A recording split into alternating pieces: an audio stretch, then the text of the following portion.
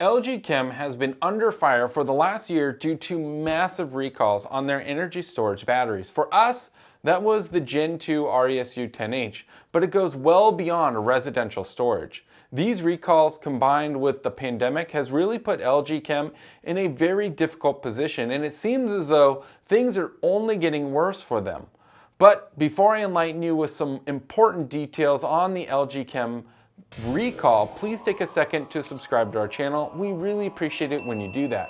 And don't forget, if you're interested in going solar and you live in our service area of Southern California, then visit us online by using the link in the description below. We make it easy and incredibly affordable for you to make the switch to renewable energy.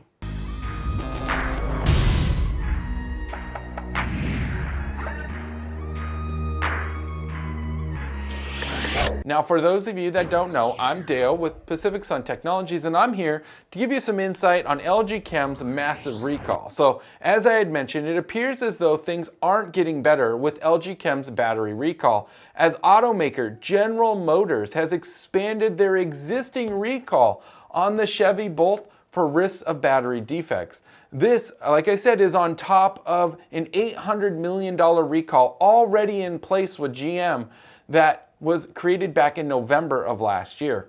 Now, this new expansion of that recall is now expected to cost over $1 billion in losses.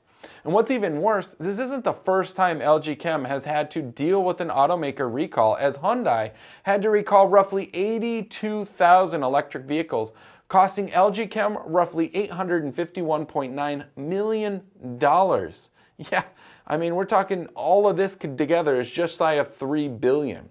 LG Chem seems to be having some significant issues with their batteries, ranging from their Gen 2 RESU 10H residential energy storage units that we have used for Solar Edge and their Store Edge inverters for small home backup to now automakers. Thankfully, we haven't to deal with a lot of LG Chem's recall batteries for our customers, but that's not to say we've been completely immune.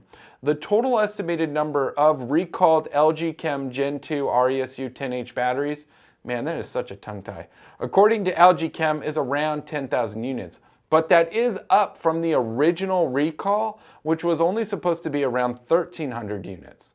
One customer of ours has been waiting just about a year for LG Chem to replace or reimburse them for their Gen 2 RESU 10H battery that was recalled.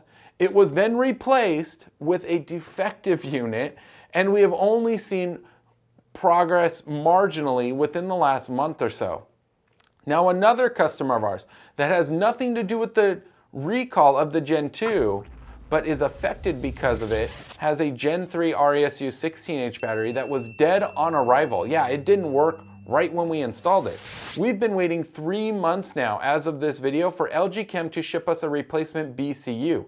That's the battery communication unit. That's what goes on top of the Gen 3 units. That handles everything in there. Now, this has nothing to do with the batteries, but due to the recall, they're unable to ship us a replacement unit at this time.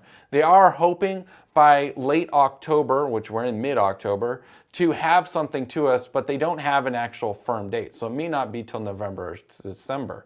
I honestly have no idea.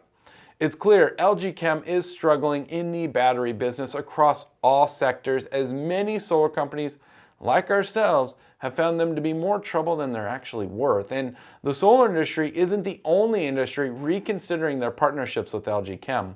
According to multiple media outlets and sources, General Motors, Volkswagen, and Tesla are beginning to make a shift away from LG Chem branded pouch type lithium ion battery cells and move toward more prismatic type cells made by CATL, BYD, and Samsung SDI.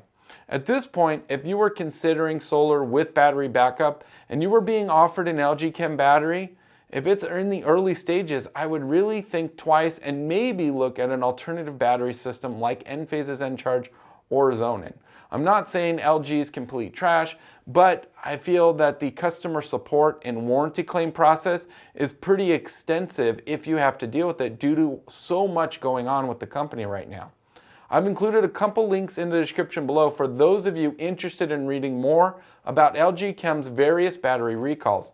Like I said, I don't think LG Chem is going to leave the battery sector. They have a lot invested, but I think they really need to work hard on customer support in handling warranty claims in a timely manner. Well, that's it for this week's video. Thanks for watching, and if you found this video helpful, please be sure to give it a thumbs up. I really appreciate it, and subscribe while you're at it. And of course, for those of you interested in going solar, and dare I say adding battery backup, visit us online by using a link in the description below. Thanks again for watching. Until next time.